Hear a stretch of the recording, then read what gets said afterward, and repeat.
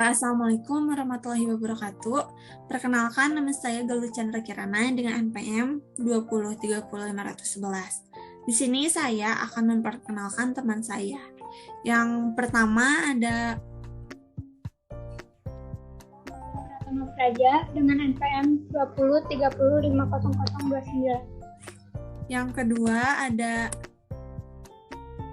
Citra Azhar Putri dengan NPM 203050015. Oke, membahas tentang pengeboran ya. Menurut Alia, pengeboran itu apa sih? Pendapat Alia tentang pengeboran? Menurut saya sih mungkin kurang lebihnya merupakan metode yang benar-benar praktis untuk pengambilan batu bara. Oke, membahas soal batu bara. Di Indonesia itu kan banyak pertambangan, kayak di Kalimantan, Papua, Sumatera, dan masih banyak lagi. Mungkin dampak yang ditimbulkan itu tidak sedikit ya bagi lingkungan dari pengeboran batu bara itu sendiri. Menurut Citra nih, apa saja yang ditimbulin akibat pengeboran di Indonesia? Pendapat Citra. Dari segi kebutuhan, mungkin dampak yang mencolok perubahan kualitas air yang awalnya berwarna jernih sekarang menjadi keruh, terus ekosistem terganggu, kerusakan rumah, amblasnya jalan, kerugiannya material. Oke, mungkin dari segi material itu sangat rugi ya tentang pengeboran itu sendiri. Kayak selain pertanyaan selanjutnya, kan di Indonesia itu sebanyak 3.500 lubang bekas pengeboran batu bara di Indonesia itu dibiarkan, tidak dikelola dengan baik. Tahun 2011 sampai 2018 aja sebanyak 32 jiwa melayang akibat tenggelam di bekas lubang pengeboran. Menurut Alia, apa sih yang harus dilakukan sebagai pencegahan agar tidak terjadinya korban jiwa yang terus melayang di area bekas pengeboran batu bara? Untuk pencegahan itu harusnya jarak pengeboran dengan pemukiman itu sekitar 500 meter. Lalu lubangnya itu bisa ditutupi menggunakan tanah ataupun bisa direklamasi. Setelah itu bisa diberi simbol bahaya ataupun larangan mendekat. Mungkin reklamasi sama mungkin untuk simbol tidak menggunakan seng dan yang lainnya yang lebih ke K3 kali ya. Tidak semena-mena untuk asal. Oke. Selanjutnya kita akan bahas tentang kapal tongkang. Kapal tongkang itu kan yang mengangkut batu bara dari Sumatera kemana gitu ya. Kapal tongkang itu kan pengangkut. Untuk PLTU sering berlalu lalang di perairan laut Indonesia. Tidak sering juga si jangkarnya itu merusak terumbu karang. Ekosistem pasti terganggu kan. Apakah lalu lalang kapal tongkang itu mengancam ekosistem laut yang dilintasinya? Menurut Citra, bagaimana? Lalu lalang kapal tongkang di laut selain dapat merusak ekosistem, tumbuhan batu bara dapat mencemarkan laut dan terganggunya habitat yang ada di laut. Mungkin kerusakan yang sangat mempengaruhi ekosistem kali ya. Oke, selanjutnya PLTU. Pembakaran batu bara di PLTU kan menghasilin polutan-polutan seperti arsenik, merkuri, NOx, timbal, SOx, serta PM2,5 yang terbang dan bertahan di udara begitu aja gitu. Terus menyebar ratusan meter. Jika terhirup itu bisa nimbulin apa sih bagi kesehatan maupun segi lingkungan yang mengakibatkan sangat gimana gitu menurut Alia dampak yang ditimbulkannya? Oke, jadi mungkin ekosistem yang ada di sekitar itu kualitasnya menurun. Lalu jika terhirup secara terus-menerus dapat menyebabkan penyakit seperti asma, infeksi pernapasan, kanker paru-paru, kerusakan otak, ginjal, kan dapat menyebabkan kematian. Oke, mungkin serem juga ya bisa nyebabin kanker, infeksi pernapasan juga itu udah gitu. Bahaya sekali. Oke, selanjutnya mau nanya nih ke Alia soal PLTU ya. PLTU terbesar di Indonesia itu apa sih? Di mana letaknya? PLTU terbesar yang saya tahu itu ada PLTU Paiton yang terletak di Jawa Timur. Jawa Timur.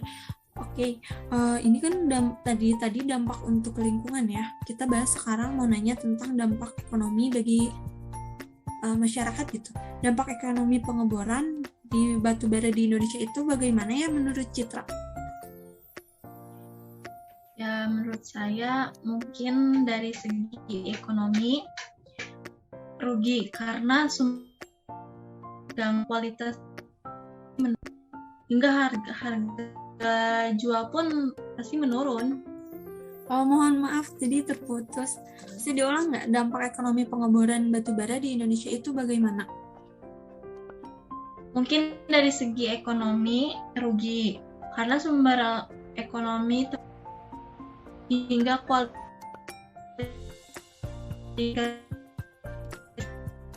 Oke, mungkin dari segi ekonomi sangat rugi ya karena kualitas produksi juga menurun, harga pun pasti menurun, kurang lebihnya seperti itu kali. Oke, kita bahas pertanyaan selanjutnya. Ini nih, bagaimana dampak pembangunan sumber daya manusia yang diakibatkan dari pengeboran itu menurut Alia ada untungnya atau tidak? Bisa dijelaskan? Oke, jadi dampak pembangunan sumber daya itu ada 8 ya dampaknya. Yang pertama itu prasarana pendidikan bertambah. Yang kedua terjadi peningkatan kualitas tenaga pendidik. Lalu yang ketiga kemampuan untuk memenuhi uang sekolah anak bisa lebih baik. Yang keempat kemampuan untuk membeli buku-buku pelajaran anak juga dapat lebih baik. Yang kelima ketersediaan prasarana kesehatan dapat bertambah.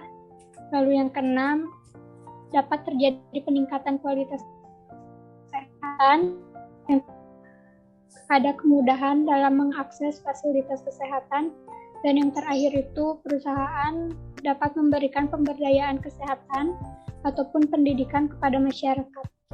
Mungkin dari sisi positifnya ya, dampak yang terjadi dari pengeboran itu ada sisi positifnya juga. Kirain aku tuh ada dampak negatifnya aja yang munculnya, tuh kan dominan yang negatif daripada yang positif. Oke, aku mau nanya selanjutnya buat Citra nih, dampak pembangunan infrastruktur itu kayak gimana ya dari pengeboran itu sendiri? Boleh dijelaskan? Oke, untuk dampak pembangunan infrastruktur juga ada 8. Yang pertama, jumlah penduduk di daerah ini mengalami peningkatan. Yang kedua, perusahaan mengakibatkan perubahan kondisi jalan menjadi lebih baik. Yang ketiga, perusahaan menambah yang terjadi penambahan sarana transportasi. Yang kelima, sarana transportasi dari dan ke daerah ini sudah lancar. Yang keenam, pemasaran hasil-hasil produksi di daerah ini cukup baik. Yang ketujuh, jaringan telekomunikasi ke daerah ini menjadi lebih baik.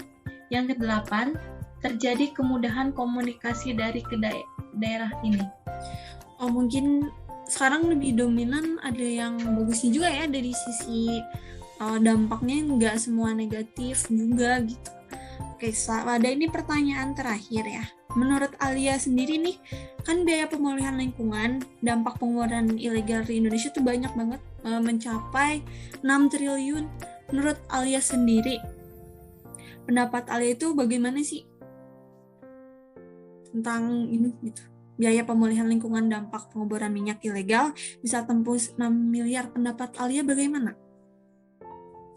Oke, jadi terkait penanganan illegal drilling itu, SKK Migasnya telah melakukan berbagai upaya, di antaranya melakukan kerjasama antara Kepala SKK Migas, Kapolri, dan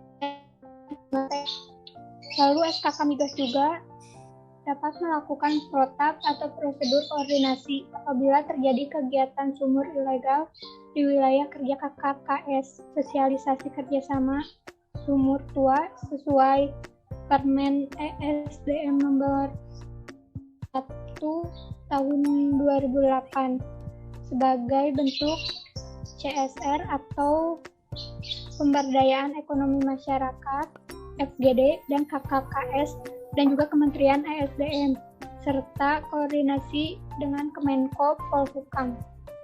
Oke, itu pendapat Alia sangat ditampung ya untuk ini. Mungkin pembahasan kita kali ini cukup sekian. Assalamualaikum warahmatullahi wabarakatuh.